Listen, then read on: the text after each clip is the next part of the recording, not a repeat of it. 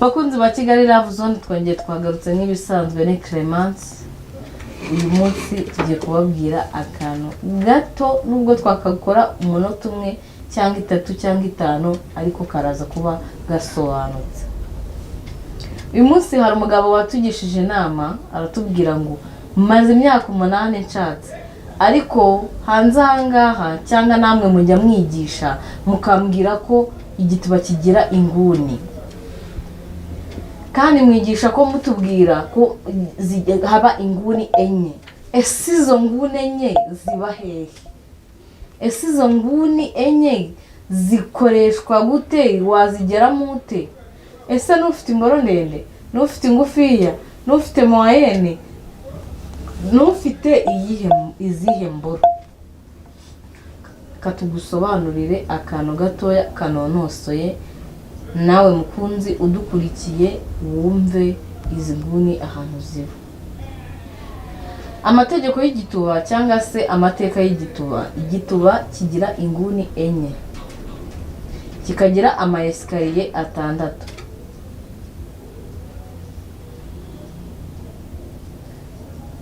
Waba ufite imishino waba utayifite. Igituba gihera imbere ku munwa. Gifite imishino gihera ku mishino, kazamuka gato ya rugongo, ugafungura, cyangwa se uzabwira umudamu wawe cyangwa sheri wawe atandukanye amaguru. Niba ushaka kubimenya neza, uzitegereza izo nguni uzazibona. Ntabwo inguni zisakishwa n'imboro, n'urutoki rwawe rwashaka inguni z'igituba. Inguni y'igituba rero ni akantu kameze nk'igobe. Ubundi igituba kuba bizi giteye uku, hanyuma gutera uku ahangaha haba rugongo. Iyi ngiyi akaba ari inkondo y'igituba. Inkondo y'igituba ifite umutsi uva aha ukagenda ugahita uhura n'inyinya cyangwa se icyo bita ikibuno, umwoyo. Uva ku mwoyo kugera ku nkondo y'igituba, ku ntangiriro y'igituba. Ukaza waba udafite imishino, igituba kiba cyasamye nk'uko ureba aha hasamye. Aha ngaha hano aha haruguru ni ku nguno y'igituba, ku mutwe w'igituba. Iyo udafite ya mishino, igituba kiba kimeze nk'icyasamye, ariko nanone kikagira rugongo nini. Uburiya rero bishatse ku gituba kidafite imishino, niho ushobora kubonera za nguni ku maso yawe. Iyo kimeze gutya rero, impamvu kiba kimeze nk'ikibumbye, ariko umukobwa iyo asa nk'ugira hako, hano hari akantu kameze nk'agatsi kiredura, kakaba kareshya nka gutya. Iyo kireduye rero, kwifunga gutya ni handi umukobwa aba yabumbye amaguru. Iyo kireduye kageze gutya, kuko cya gituba nacyo kiba gihise cyasama, umugore uku kuguru kwahangaha aba yagutandukanyije n'uko ahangaha, akarekura amaguru agatandaraza. Katuvuge gutandaraza, ngira ngo buri muntu wese ari bubyumve. Iyo atandaraje rero, mbere yuko winjira mu gituba, uhera ku ma escalier. Utu escalier nitwo twambere uheraho. Du escalier rero, ahangaha muri iyi nguni ya rugongo ya mbere y'uburyo habamo inguni. N'inguni y'ahangaha ya rugongo y'ibumoso naho habamo igobe. Navuga inguni, ubwo ni inguni ebyiri tumajije kubona. Cya gituba rero, kugira ngo za nguni zo hepfo zumve, iyo umugore asa nkaho ashaka kwimunyamunya, hano arashaka kwimunyamunya, imboro yarashaka kuyinigiramo aha hepfo, ariko ho haracyareduye kuko amaguru yawe aracyatandaraje. Ariko nuri kumunyamunya, aba ari imboro abashatse kuyinigira mu matako. Ariko kuyinigira mu matako ntabwo bivuze ngo amatako yibumbe, akoresha ikibuno. Nkuko ubizi ko umuntu ari kunyonga akoresha ikibuno, anyonga azamura. Ahangaha rero aba arimo arifunga, akabuno aba ari kugakanyaga, kugafunganya. kiriya kibuno rero kiryamye iyo asa nk'ugikanyaga kukifunganya, niho imboro yaba ari kuyinigira mu gituba, kuyifatiramo. Hari ukuntu bavuga ngo kuyinyunyiramo. Iyo yinyunyiyemo rero ugasa nk'uyiyaka, ukongera ukazamura esikariye, hari ukuntu isa nk'ivuyemo isohotse itabishaka, akongera akaza, nta mboro yinjirira kuri rugongo, imboro zose zinjirira ku nkondo y'igituba. Ahari urahinjirira iyi nkondo y'igituba ku buryo habaye inguni n'ibumoso hakaba inguni. Niyo mpamvu igituba kigira inguni enye, ariko hagati hakabamo amayesikariye. Ariya mayesikariye nayo abyoshya imibonane, kuko imboro yimanuka itirimuka, isubirayo imeze nk'itirimuka. Uzana nk'abantu bajya Uganda, haba amayesikariye imodoka ijya igeraho igahita ivuga ngo papapa. Rero n'imboro nayo igezemo imera nk'ititira, kandi mu gutitira kw'imboro yinjiramo iterwa santima n'ariya mayesikariye n'uburyohe. Niyo mpamvu umugabo wese cyangwa se umukobwa wese, cyane cyane abakobwa, bakunze gukorera imibonano mpuzabitsina bagakoreraho ziriya esikariye. Niyo mpamvu zumvikana, kuko umunwa w'imboro niwe ukora kuri twa tu esikariye tukayishimashima. Ariko iyo yambaye puridansi ubwayo igira amavuta, aranyerera. Ntabwo akenera bwa bubobere bw'igituba. Arabanza iya mbere na mbere agakenera bwa bubobere bwa ya mavuta ya puridansi. Ya mavuta ya puridansi rero n'ubundi iragenda, yaba ufite ububobere ugahita uboberana n'aya mavuta ya puridansi, n'ububobere bwawe byahurirana, imibonano mpuzabitsina ikagenda neza. Iyo rero nta bubobere ugira mu gitsina cyawe, ari amavuta ya puridansi niho hahandi ashobora gushiraho, ugasanga umugabo akomeje gupisa, kurongora cyangwa gucumita, ugasanga puridansi yahise icika ku mutwe w'igitsina cye cyangwa ku mboro. Niyo mpamvu rero abantu benshi mutazi gusobanukirwa inguni z'igituba, kuko abantu benshi tuziranye cyangwa se abantu benshi bajya bambwira ko inguni z'igituba bazi ari ebyiri. Kuko buriya izira nguni zo hepfo zo hasi abashije kuba atayinyunye ngo ayifatiremo, ntago zira nguni wazumva. Kuko iyo urimo urahata, urimo urarwana no uhita wumva ya nguni y'iburyo, ukumva iyo ibimeze nk'akantu kiretse cyangwa se nk'akanogo, ibifitemo utuntu tw'udukarikari twiretsemo tw'amavangingo. Rero iyo mboro iyo ikojejemo yumva, nibwo uhita ugira ngo ukumva karakocotse, ngo nitwe twatuzi tuba tumeze nk'utwiretse, tuyikocora tukayizamurira uburyohe, akazamuka akongera agasa nk'ukata, agafata iyindi nguni. Yajya ku maesikariye rero, yamanuka ku maesikariye, yaryoherwa agatangira gucumita. Umugore nawe iyo yayinyunye, nk'umuntu ugira imboro ndende akubye ashaka gucumita akamubabaza, iyo ayinyunye hakiri kare bakora imibonano mpuzabitsina, bakarinda barangiza umugore atababaye. Bakunzi ba Kigali Love Zone, imboro nazo ntizizi kurongora cyangwa se gushakisha. Hari imboro zitazi gushakisha amazi, hari imboro zitazi gushakisha izo nguni, kandi ugahora wumva ko inguni z'imboro n'igituba mutabizi. Wowe ukumva ko ibyaba ari ugucumita, ukanyaza, ugakarisa, ukarongora bikarangira. Buriya muri ziriya nguni za kiriya gituba, hari igihe umugore aba yarakoze imibonano mpuzabitsina rimwe ntarangije, akagenda za santima zose yarigeze zijya mu kaguni kamwe. Iyo zigiye mu kaguni kamwe ugahora ukora muri za nguni zindi eshatu, ya nguni yindi utayikozemo n'ubundi aba agifite bwa bushagarira bwose bwagiye muri ya nguni. Bisaba inguni zose uzikoremo zihamagare. Nababwiye ukuntu mugomba kuzikora. Nawe mugore ugomba gufasha umugabo wawe inguni ebyiri zo hasi kugira ngo umugabo azibone. Nuko nawe wa mugore we ugomba kunyunya imboro, ntabwo ugomba guha umugabo wawe ngo umwihe wese. Hari ahantu ugera ugasa nk'uyinyunya, gufunga ikibuno, reka mbivuge gutyo, uryamye ugaramye bari kuguswera, ugafunga ikibuno. Hari ukuntu ikibuno ushaka kugifu ikiba cyoroshye, ugahita ushyiramo nk'imbaraga kigahita kigagara.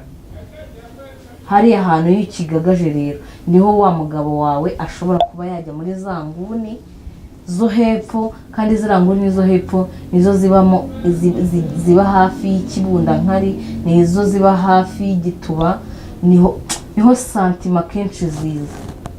Kuko n'ubundi santima zo kuri rugongo, n'ubundi iyo ukubita kuri rugongo ukamanurira imboro yawe kuri rugongo, n'ubundi za nguni uba urimo urazinjiramo ebyiri zo kuri rugongo.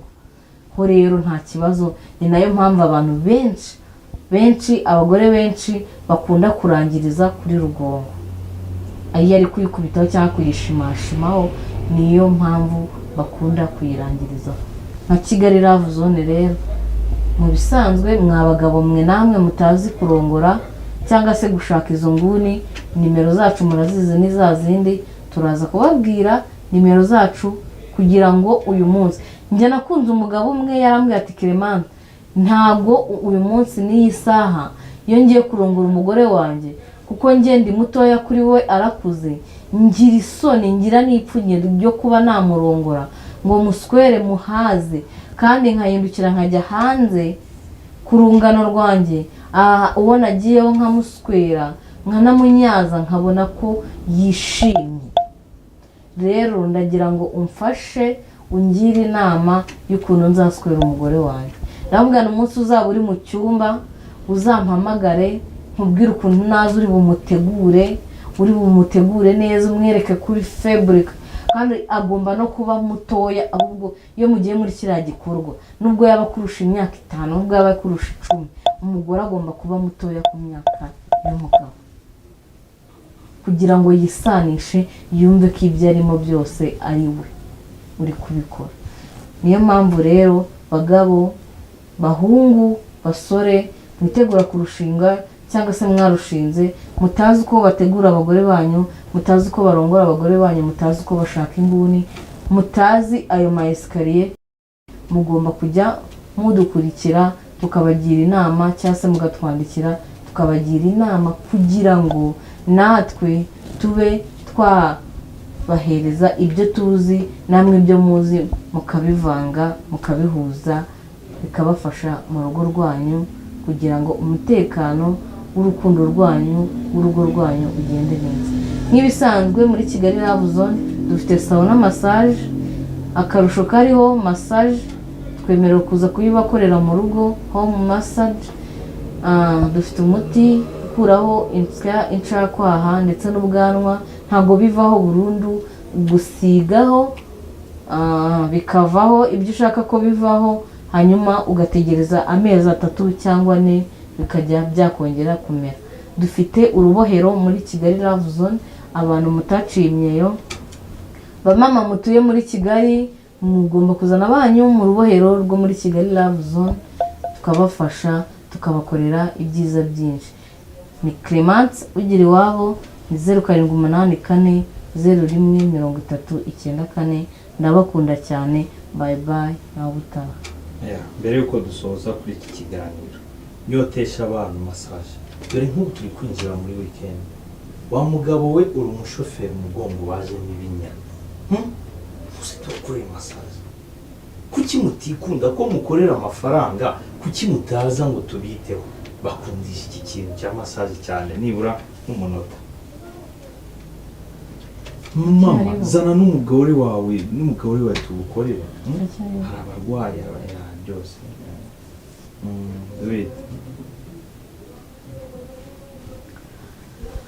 Hari abantu muri iyi minsi mutari kwikunda cyane, ntabwo muri kwikunda cyane, ntabwo muri kumenya uko mugomba kubigenza, cyangwa se uko mugomba kumenya ubuzima nyabuzima. Wa mugabo we uri umushoferi, dore turi kugana muri weekend, wazana n'umudamu wawe cyangwa se mukamamagara, nkaza nkabakorera massage mu rugo, nkakorera umudamu wawe, nkakorera umugabo, umugongo, urutirigongo ndetse n'ijosi, ibiganza, intoki. Umugore nawe ushobora kuba ufite akazi kakuvuniye gatera stress, dukora massage y'umutwe ukaba uraruhutse kandi mukaruhuka neza. Mubaye atari na ngombwa ko umuntu yabasanga mu rugo, yewe natwe twabarangira aho dukorera massage, akaba twabakorera ibintu byiza kandi by'umutekano. Hari umuntu ushobora kuba yavuye nko mu kazi ananiwe, cyangwa se afite nk'ibintu runaka yiriwe akora mu rugo iwawe, bubatse mu rugo iwawe, ushobora kuba ari nko mu cyaro wavuye guhinga, mbese unaniwe kandi umudamu wawe cyangwa se umufasha wawe ashaka imibonano mpuzabitsina, cyangwa se wa mudamu we nawe ukaba unaniwe ariko umutware wawe akaba ashaka imibonano mpuzabitsina. Tugiye kurebera hamwe ahantu umugore ashobora kwihanganira umugabo, cyangwa se ahantu umugabo ashobora kwihanganira umugore. Positeri ya mbere rero ifashwa ku bantu bananiwe, icya mbere icyo bita kuvumbika. Abantu bakuze guhera muri class 45 kuzamura nibo bazi iyo systeme yo kuvumbika. Kuvumbika rero, buriya kuvumbika ni ibintu byoroha kandi biryoshya n'imibonano mpuzabitsina.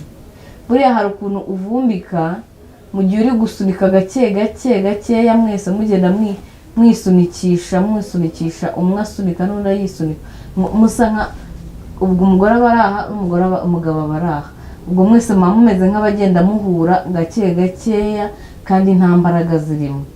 Hari ahantu iyo muhura gake gakeya biba bimeze ngo imboro ibiva mu gituba n'igituba kigira hirya, ariko mwongera igituba cyongera kisatira n'imboro yongera, bivuze ngo imboro n'igituba biba bimeze nk'ibihana bikongera bikimana, biba bihana byongera byimana. Niho hantu rero za swing cyangwa se za santima zigenda ziza, kuko iyo agiye kuyimuha ahita yimwima, akayimuha akongera akayimwima, santima zaza akongera akazicururutsa, akongera akazigabanya. Muri Kigali Love Zone rero ibyo byiza byo kuvumbika hari abantu benshi batabizi. Kigali Love Zone niyo mpamvu tubigisha cyangwa se tubabwira positeri nziza cyangwa se yabasha gutuma umuntu akora imibonano mpuzabitsina nta mbaraga ashyizemo kandi mwese muri buryoherwe. Ikindi cya kabiri rero, hari ukuntu umudamu aryama agaramye, umugabo akaza akasa nk'umujya hejuru, ariko akirinda kumuryamaho mu nda no mu gatuza. We icyo akora, igihimba cyo hepfo kiryamaho, agakoresha amaboko cyangwa se agashinga nk'inkokora nko hagati y'umugore, hagati y'urutugu rw'umugore n'umutwe, agashingamo hano gutya inkokora, ku buryo akagenda asunika gake gakeya, agenda asunika ayimuha yimwima. Niho hahandi ho n'umugore niyo yaba abishaka nawe ahita agenda muri iyo mudu.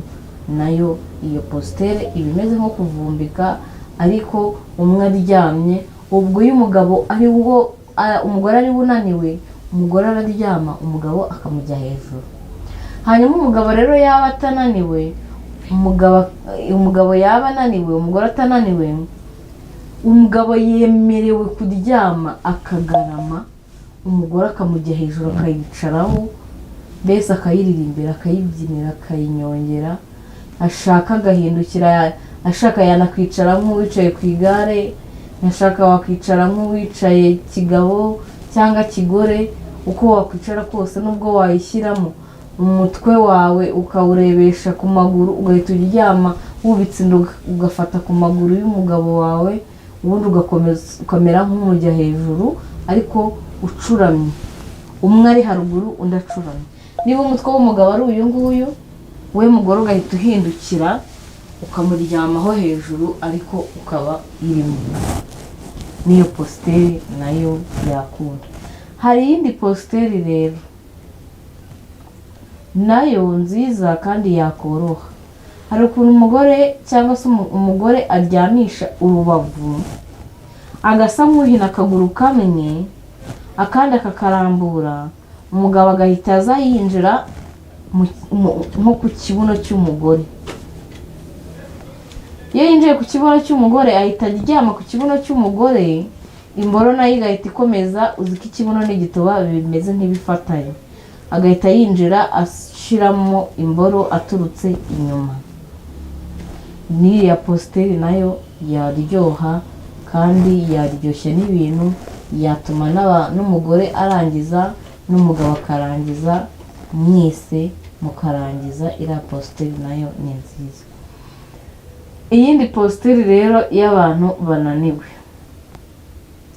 hari ukuntu umugabo aba ananiwe ariko akihangana, yarangiza akicara nko ku muguno w'igitanda. Urabona iyo uvuye nko koga muri dushe, ahantu uhita wicara ku gitanda ugiye nko kwihanagura, umugore nawe ahita aza nk'uje kumukikira. Urabona ukuntu ukikira umwana akakurenza ukuguru undi akakurenza ukuguru, na hariya naho ugahita ufata umugabo wawe mu ijosi nk'uri kumuhobera, imboro nayo iba yageze mu gituba, ubundi nabyo mugahita ugasa.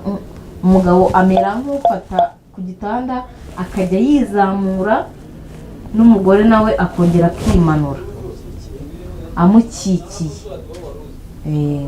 Iriya positeri nayo yabasawa. Hari n'ukundi n'iyindi positeri ushobora kuba mukikiranye gutyo, umugabo hahandi yicaye agahita agarama ku buriri. Iyo agaramye ku buriri, umugore aguma hejuru y'umugabo amwicayeho, kuko umugabo we ananiwe. Rero umugore agumaho hejuru, umugore akazamuka yicara, akazamuka yicaye. Ubwo mbese aba ameze nk'uri kwicumita, ayimanukiramo. Aba ameze nk'uri kwicumita ayimanukiramo, ayishaka yayinyongera akayigarura iburyo cyangwa ibumoso. Mbese hariya aho abafata n'umugabo, iyo umugabo wagira santima nko ku mabere, agafata santima zo ku mabere ku mugabo, agahindukira hose bagasomana kandi umugabo aryamye. Yarangiza hariya naho iriya positeri yaba ari sawa kandi yaryoha. Hari n'igihe umugore aba ananiwe noneho, cyangwa se agira nk'amavangingo menshi, kandi bikaba ngombwa ko atari bujye ku buriri, batateguye uko bari buryamane. Hari ukuntu umugore amanuka ku gitanda, yamara kumanuka ku gitanda agahagarara ku gitanda, agahita ahindukira nk'ureba ku gitanda, agahita yunama agafata ku gitanda, agafata ku buriri. Aba ameze nk'uwunamye nyine. Umugabo nawe agahita aturuka inyuma, agahita amucumita amuhaye ak'inyuma kampagaze, kaba kitwa k'inyuma kampagaze. Noneho ak'inyuma ko muryamye kariya bakita k'inyuma ko gupfukama. Hari ak'inyuma ko kampagaze, hari n'ak'inyuma ko gupfukama. Waba rero uri umugore w'umuhanga cyangwa se uzi gutanga igituba neza, akaguru kamwe uragahagarika, akandi kaguru ugahita ugashinga ku gitanda, kagahagarara ku gitanda. Washaka, iyo ubishaka uranahindukira ukareba umugabo wawe, akaguru kamwe kagahagarara akandi ukagahagaritsa ku gitanda. Ubwo ni kimwe nk'aho umugabo wawe yakagafatiye nk'aha ku kuboko kwe, agufashe mu nda, ubundi akagucumita aguturutse imbere, nawe murebana muri gusomana. Hariya hantu naho kari agaturu kaba karyoshye kandi nta mbaraga gatanga, nta n'izo gafata. Erega ibintu byose nubwo tujya tubifata tukabifata nk'aho bikomeye, nta kintu kiba gikomeye, cyose kiva mu mutwe. Tugomba kwiyoroshya. Kandi nanone mwibuke neza ko iyo umuntu ananiwe, iyo amajije kunanirwa akajya mu gikorwa cy'imibonano mpuzabitsina, kiriya gikorwa cy'imibonano mpuzabitsina nacyo kiruhura mu mutwe. Niyo mpamvu rero muri Kigali Love Zone tuba twicaye aha ngaha turi kubabwira amapositeri ushobora gukorera abadamu banyu. Erega nawe mugore uramutse uzi positeri, uramutse uyizi, ntabwo byakuraho kuba waha umugabo wawe impano yo kumubwira ibyo uzi. Kuba ubizi rero ni ngombwa ko ugomba kumufasha kuko nawe uri umufasha w'urugo rwanyu. Nka Kigali Love Zone rero turabakunda cyane, niyo mpamvu tubaha ibyiza byinshi.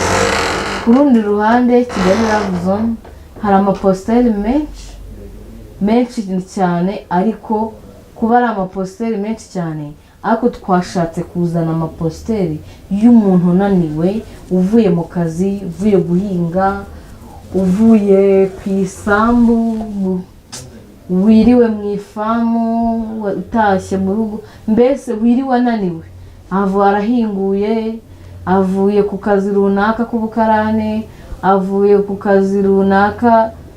Inaha muri uru Rwanda dufite utuzi twinshi dutandukanye.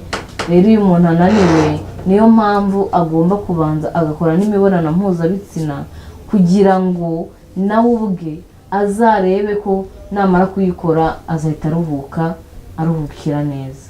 Iyo unaniwe ugakora imibonano mpuzabitsina cyangwa se ukarongorana cyangwa se ugaswerana n'umugore wawe cyangwa na sheri wawe, n'ubundi wa munaniro wari ufite wose uragenda ugahuruduka, ukajyana umunaniro wawo, wowe ugasigarana ibyishimo by'umubiri n'umutima. Nka Kigali Love Zone rero tutikaranze mu magambo, hari igihe uvuga menshi ukavuga n'ibitari ibyanyabyo. Nk'ibisanzwe Kigali Love Zone tubafitiye sauna massage, icy'ingenzi cyangwa se icyo turi gutanga promosiyo. Sauna tubajije kuzuza ahantu ho gukorera hatatu, i Kigali ni muri Nyamirambo, Nyabugogo ni Nyamata. Massage promosiyo turi gutanga ni kugusanga iwawe, home massage.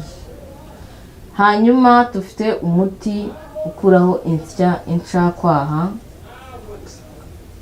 hanyuma ugakuraho n'ubwanwa. Ntabwo buvaho burundu. Hari abantu mujya mumbaza ngo ese ngo buvaho burundu? Ntabwo buvaho burundu, ahubwo ushobora kumara nk'amezi 3 butaramera, butarongera kumera. Hanyuma dufite n'urubohero muri Kigali Love Zone. Abantu bataciye imyeyo, batakunnye, ni karibu mu rubohero.